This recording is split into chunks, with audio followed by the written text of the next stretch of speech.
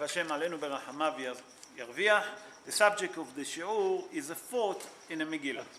So we'll start number one with something very important. It's called in Parashat Mishle, in Midrash, in Mishle, Hazal tell us something very important.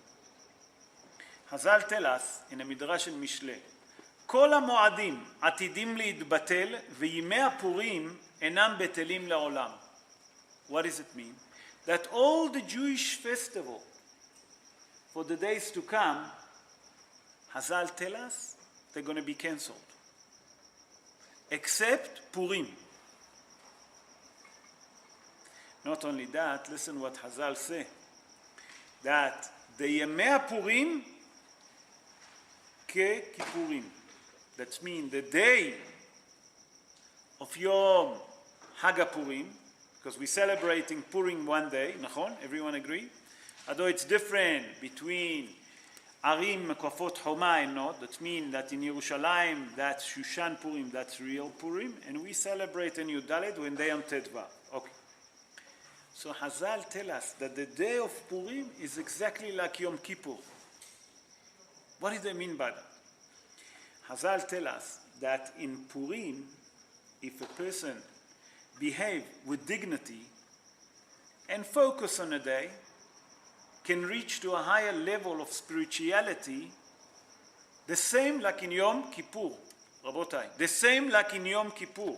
Not only that what it means Kippurim, that the same like Yom Kippur is a day of atonement for the Jewish people, Purim is also. And Hazal tell us that we should take Yom Purim, not like many people get drunk and doing stupid things. It says Adar lo yada. It doesn't say to get drunk and break things and behave. So Hazal tell us if in Purim you would behave with dignity and you focus on the day, you can reach to a higher level. Not only that you can reach to a higher level, you know what you can get? Hazal said that on that day you can get Yirat Shamayim in wisdom. Who doesn't want wisdom? That's about Purim. Let's start with Megillah. In chapter 1, verse 5, we see that it says something very interesting. I'm going to say it in, I don't have the Megillah in front of me, but I'm going to say what I want to speak. It says, Lechol ha'am hanimtza b'Shushan. To all the nation that exist in Shushan. Nachon? Everyone see it? Good. So I saw a commentary of Rabbi Elisha Galiko. Rabbi Elisha Galiko, born in Italy, he was from Italy, he born 494 years ago. And he said, why is it said to all the nation? It should say, okay, to all the people there. Why to all the nation? What nation is he speaking about, number one? Because Shushan was many people. What do you say nation? Why Dafka nation, number one? Why it doesn't say Lechol HaNimtzaim, Nimtzaim, whoever live in Shushan? Why do you have to say the word Lekol Ha'am? Lekol Ha'am, to all the nation. Do you understand what I'm asking, Rabotai? That's the question. So Rabbi Elisha Galiko say, and he bringing it according to the Midrash, and he says something very interesting. Listen what he said. He says something very interesting. He said like this, that when the Ahashverosh made the feast, he made it compulsory that all the tzaddikim, the Jewish people, the righteous people, obligated to come to participate in the feast. What happened? The righteous people decide, no, they're not going to join to that feast. And we saw what happened with that feast, that the Ahashverosh dress up like the Kohen Gadol, with the clothes of the Kohen Gadol. He actually make jokes of the Jewish people by dressing like the Kohen Gadol. Not only that they brought vessel that was in Bet HaMikdash, that he brought out to the feast. So the tzaddikim decide, no, we're not going to join to that kind of a feast. Not only that, because they was worried. Because that kind of a feast, it's Holelut. Holelut, Joe, you look at me. What does Holelut mean? Holelut, it's called promiscuity. Am I right? promiscuity. Sorry, my English is not so good to pronounce that word. I'm battling with that word. Why? Because on that feast, we saw what was the end of it. What was the end of the feast? That Vashti Malka been killed. Why? Because they drank too much. And Hazal tell us that Ahasuerus was drunk when he asked her to come naked and with a crown on her head. There is many reasons why she didn't come. One of the Midrashim say that she grown up. Tell the Gemara say in Masechet Yoma. The other opinions say, in Masechet Megillah. The other opinions say that she have a leprosy. All different. What Hazal bring, all different things why she didn't come. But another opinion, you know why she didn't come? Because she was from the royal family. And she says to Ahasuerus, you're drinking one day and you get drunk and you behave like this? My father used to drink, you still have to count the top of the bottle, and never behave like you. And he got so cross. So Hazal knew that kind of a feast will lead, in the end, to Holelut. And they didn't want it. So what did they done? Hazal say that all the righteous people that was in Shushan ran away. Because Ahasuerus wanted them to come to the feast. They ran away and he couldn't find them. Then what he decided to do, you know what he done, the Ahasuerus?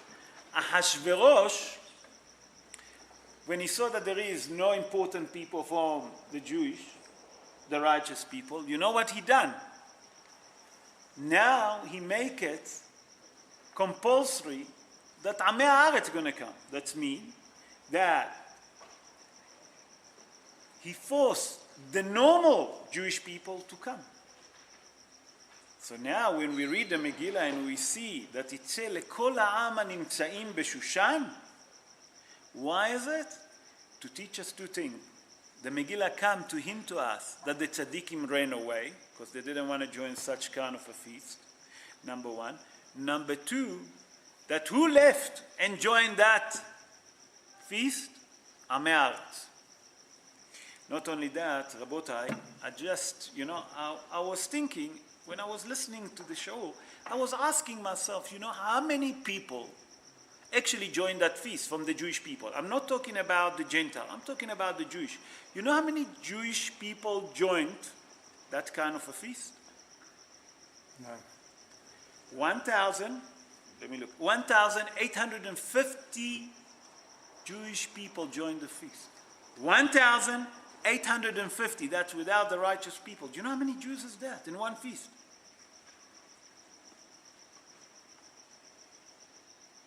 How many were there in total? What proportion? Look, it was. I'm sure that was much more, but many people ran away, as I mentioned. The only one that didn't, it was Mordechai. You know that?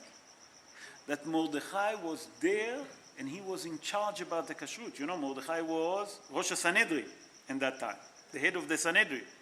He was there and he makes sure that all the food that was there will be kosher.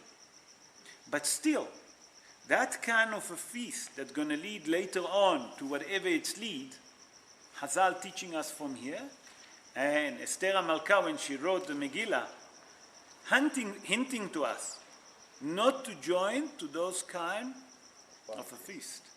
The wine, was that treif or not? Sorry, no, the wine was 100% kosher. How do we know that? I got drunk. Sorry? You're drunk or not kosher. You were...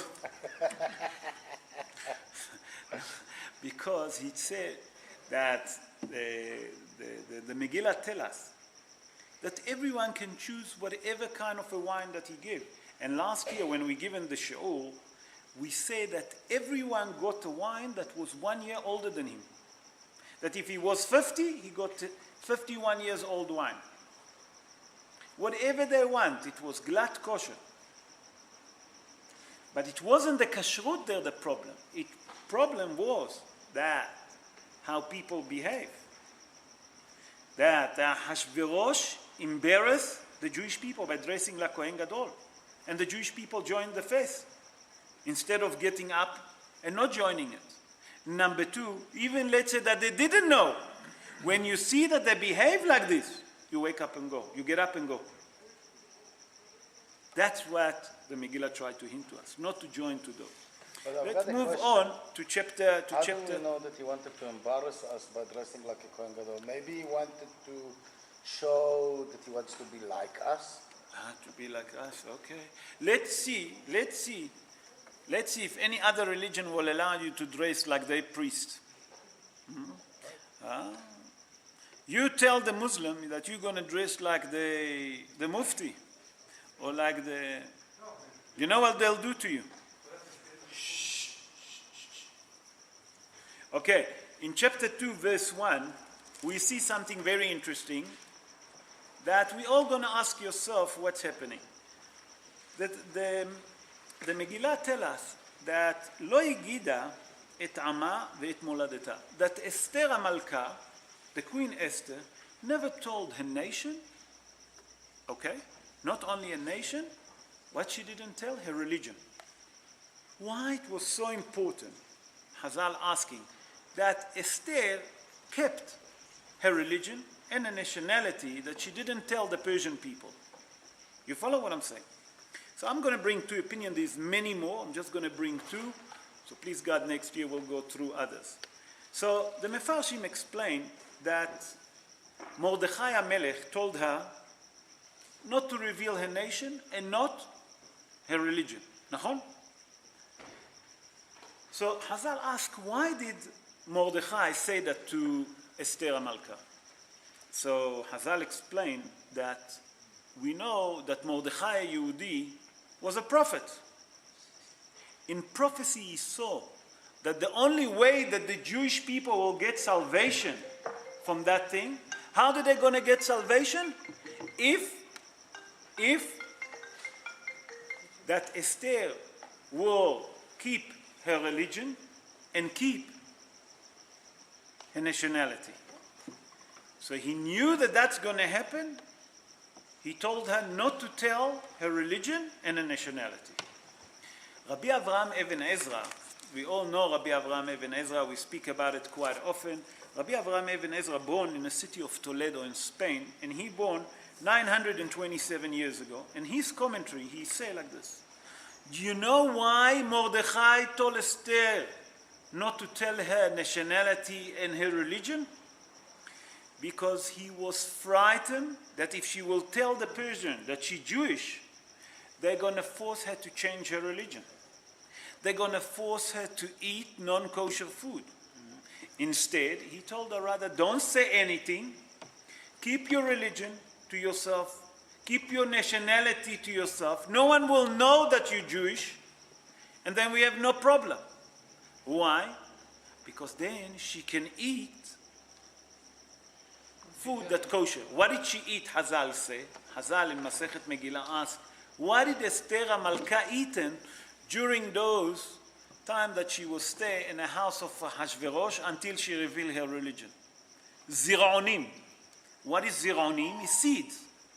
So Hazal tell us that while Esther was in the house of Hashverosh, she eaten only seeds. And that there is a custom. You remember we spoke 2 years ago about the custom that we have in Purim. One of the custom, beside eating oznei Haman, beside dressing up, there is a very important custom to eat seed on Purim. You know why? Because that's what Esther eaten until she revealed to Ahasuerus that she's Jewish. So Rabbi Avraham Even Ezra say that the main reason that she didn't tell her nationality, her religion, that the Persian wouldn't force her to change, number one, her religion, and number two, her nationality, and not force her to eat non-kosher. You follow? So now we understand when we read the Megillah why it was so important that Esther didn't tell her nationality and her religion. Let's move to chapter 3. Sure, it's more important that Ahasuerus is not, because if he wouldn't have chosen the queen and then for this whole thing to happen. That's it. So we said that. It's more important for him not to. That's it. We said that. We said that I think last year. Remember, we spoke about. No. Okay. So last year, what what Russell said, how did you remember that? Do you remember that or you read it? No, I'm just asking, Ah. because it's more important. No, you're right. I mean, the fact is, what's more important? If you can eat trade, but not be queen, surely that's more important. Nachon. So we explained that. You know why Esther didn't tell Ahashverosh? Because if Esther would tell the Persian, Ahashverosh will hear about it. And if Ahashverosh will hear that she's Jewish, he wouldn't choose her as a queen. I mean, that's more important to me than... Do you understand? No, but that's already commentary that I brought. I can't repeat it. That's most important. I mean, by saying Yeah. it's not kosher, it's saying that's the most important thing. נכון. So then you can say, but פיקוח נפש דוחה הכל. נכון?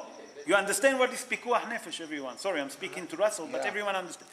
That פיקוח נפש, that if a person is in danger, okay, and you have nothing to eat, okay, so you can eat whatever food that there is, even if it's not kosher. Why? Because if he's not going to eat, he's going to die, נכון? But here there is פיקוח נפש of כלל ישראל, not כלל ישראל, all the Jews that was underneath those 127. That Esther, if she will reach to a king, the salvation to a queen, the salvation going to come from her. So what Russell say, it's very important that she didn't tell. Not only that, it's very important because if they would know that she's Jewish, lehatchila Hashverosh wouldn't choose her. That's what I said last year. Shukra. When the whole story of Esther is because the fact is she did an immoral lie by becoming queen to him.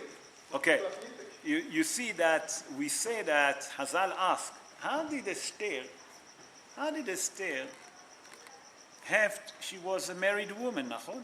How can she be with Ahashverosh? So Hazal speak about it in the Gemara, there is answer to it. That she created a sheda. What is a sheda? You know, we have a demon.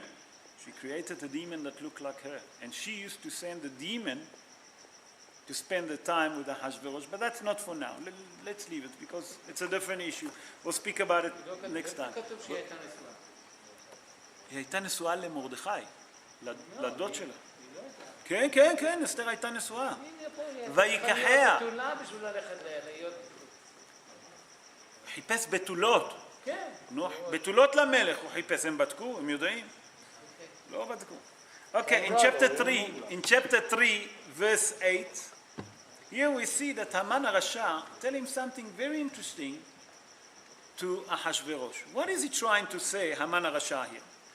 He said like this, in chapter 3, verse 8, Haman HaRasha said to Ahashverosh, Yeshno Am Echad, there is one nation, Mefuzar, he's spread, Umefurad, and he's separated from all the other nation. Mefurad Mishar Ha'amim. That means that there is one nation, he's talking about the Jewish nation, that is separated from the other nation, and we explained what it means separated, and is different to the other nation. What it means? Haman HaRasha wanted, we all know, his plan was to kill and to destroy the Jewish people. So, to start putting petrol into the fire, what did he say to Ahashverosh? He said, there is one nation here. Those are the Jewish people. Look at them. They separate to us. They're different to us. And he said to him, if you look, their custom is different to us. Their festival is different to us. The food that they eat is different to us. The drink that they drink is different to us. Ahashverosh, at the beginning, didn't understand. Haman now start to antagonize, start adding up oil into the fire. What did he say to him? Look at them. When is all of that happened, the feast? In Pesach. You remember we explained last year. Tsumu alai ve'al tuchlu. What it means, tsumu alai ve'al tuchlu? We obligated to eat matzah in Pesach. Esther say, if you're worried about that avera, that you're not going to eat matzah, I'm going to take it. Ve'al tishtu, and don't drink, because you're obligated to drink the 4 kosot. That's also going to be ma'avera. So on that night, that Ahashverosh made the feast, it was Pesach. Haman HaRasha come to him and say, look, they don't drink our wine.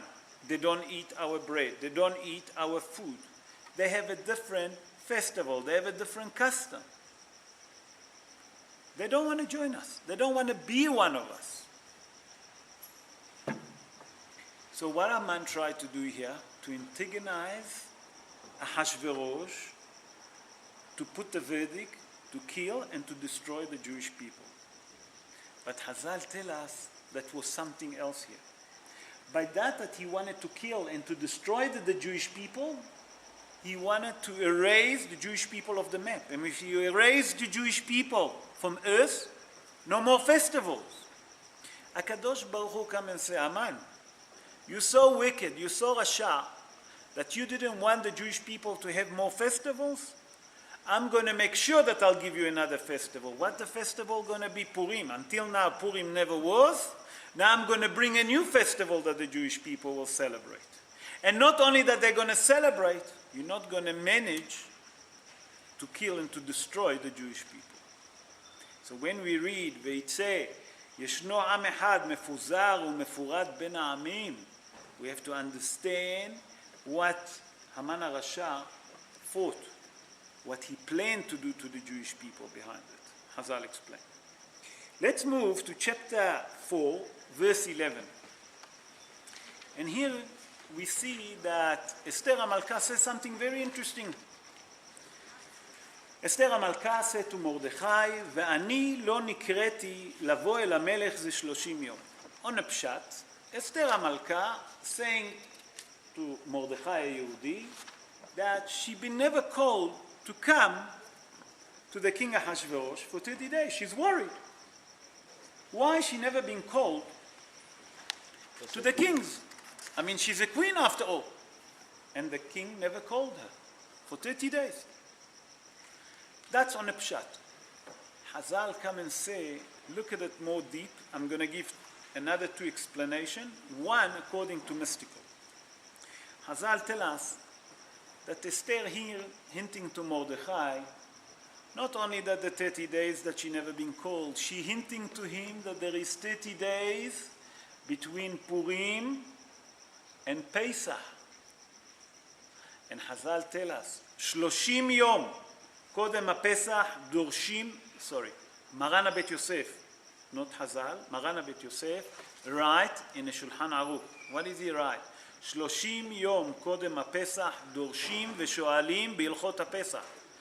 And our sages explained, the Mefarshim explained that the main reason behind it, because there's so many law to Pesach. Pesach, it's full of law. But here Esther coming hinting to Mordechai, those the 30 days between Purim and Pesach. The Chachmei HaKabbalah explained. The mystical rabbi explained, what is those 30 days between Purim and Pesach? What is so important? Listen what they say. Every day of those 30 days, HaKadosh Baruch Hu destroy and erase part of Amalek every day. Until reach Pesach morning that we burn the Hametz, nachon? Everyone know, we do Be'ur Hametz. After do Be'ur Hametz, we burning it, nachon? After Shebadaknu Akol, in the morning, we burn the Hametz. Chachmei HaKabbalah says something very interesting. And that beside moment, not only that HaKadosh Baruch Hu destroying Amalek, we also burning Amalek. That means we have every day that HaKadosh Baruch Hu during those 30 days destroying one part of Amalek and destroying it. Not only that he destroying, erase it. And when it's come Pesach morning, before the evening, when we burn the Hametz, we're burning Amalek himself. Chachmei HaKabbalah say. It's very deep, it's not for us, just wanted to share with you. So from here we see that those 30 days between Purim and Pesach, they're very spiritual days. That means Purim himself is such a high spiritual level. Let's go to beginning where we start. That those 30 days we can reach to such a higher level that when we entering Pesach, we can understand on what level. And Be'ezrat Hashem, I would like to bless all of us that year, HaKadosh Baruch Hu not only going to destroy Amalek, not only going to burn Amalek, not only that, that he will reveal the Mashiach speedily in our days, and then we're not going to have any more Amalekim, and they're not going to hate us, and we're not going to have anyone that give us problem. Amen. Ken Yeh Ratzon.